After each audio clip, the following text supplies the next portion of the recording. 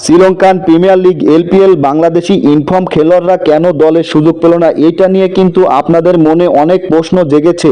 এর মূল কারণটা হলো সামনে বাংলাদেশের অনেক ব্যস্তময় সূচি। এই সময়টাতে বাংলাদেশি খেলোয়াড়দের পাওয়াটা অনেকটাই কষ্টকর, কারণ জিম্বাবুয়ে বাংলাদেশের টেস্ট শুরু হতে চলেছে, 3 ম্যাচের ওডিআই সিরিজ ও 3 ম্যাচের টি20 সিরিজ। এই জন্য কিন্তু বাংলাদেশের কোনো খেলোয়াড়ই ওইভাবে সময় দিতে পারবে না, কারণ বাংলাদেশের বর্তমান খেলোয়াড়রা এই খেলাগুলি নিয়েই কিন্তু ব্যস্ত থাকবে। এছাড়া কিন্তু অস্ট্রেলিয়াতেও কিন্তু 2টা টেস্ট ম্যাচ রয়েছে। এই টেস্ট ম্যাচগুলো কিন্তু অস্ট্রেলিয়ার মাটিতেই বাংলাদেশ খেলবে। এই কারণে কিন্তু অস্ট্রেলিয়াতে যখন বাংলাদেশ দল যাবে তখন বেশিরভাগ খেলোয়াড়ই অস্ট্রেলিয়ায় থাকবে। এই সময়টাতে শ্রীলঙ্কার প্রিমিয়ার লিগে বাংলাদেশি কোনো খেলোয়াড়ই কিন্তু সময় দিতে পারবে না। এইভাবেই চিন্তা করেছে যে বাংলাদেশি খেলোয়াড় যদি তাদেরকে দলে ফেরানো যায় তাহলে কিন্তু তারা পুরো সময়টাই কিন্তু কখনোই এলপিএল এ খেলতে পারবে না।